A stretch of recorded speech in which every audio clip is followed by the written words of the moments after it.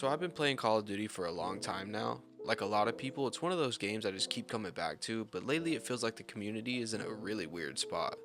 Not just with the games themselves, but with the direction the franchise is going, how Activision handles the community, and honestly just the overall vibe around Call of Duty right now. And if you've been paying attention, over the last, I would say like 2 or 3 years, it kind of feels like the cracks are just starting to show from Activision.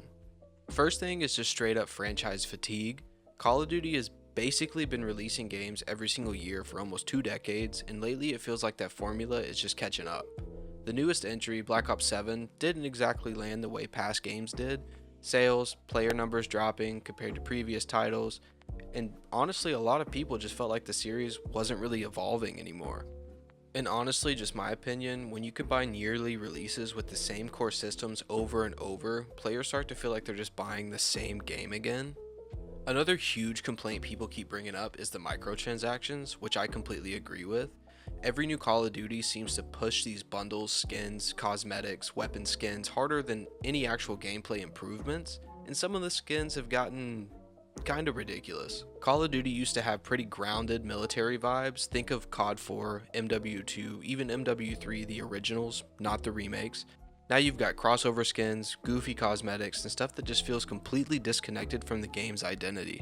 It almost feels like they're running that, I would say, Fortnite style approach. Even the developers know players are frustrated with that direction as well. And don't even get me started with the recent backlash with Black Ops 6 and Black Ops 7 and the use of AI generated assets. Some of the calling cards and artwork in the newer Call of Duty games were criticized for looking AI generated, which a lot of players felt cheapened the game and just made it worse overall. When fans start pointing out weird visual errors or assets that look AI made, it just adds fuel to that idea that games are being just rushed out. And then there's a whole new situation with leaks, specifically the newer Call of Duty game, which I will not name just in case they copyright strike this video.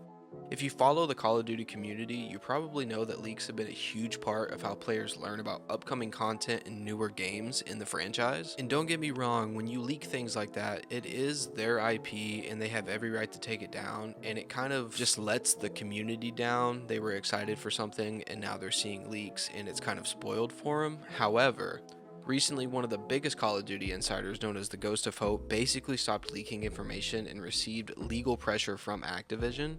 Activision's stance is the leaks hurt developers and mess with their expectations, which makes sense from their perspective, but at the same time, leaks have been a huge part of the Call of Duty community for years.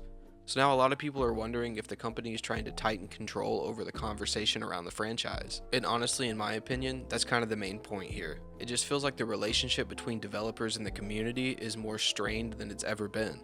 Players feel like the games are becoming more monetized, developers are dealing with insane expectations, and every new release ends up starting another round of arguments online. Now don't get me wrong, people still play Call of Duty, millions of players still jump into multiplayer in Warzone every day, I am one of them. However, the energy around the franchise just feels a little different. Less hype, more skepticism. And I think the next couple of Call of Duty games are going to be really important, because if the series doesn't start addressing some of these issues, people might finally start moving on to a different community. And for a franchise that's dominated gaming for almost 20 years, that would be a pretty crazy thing to see.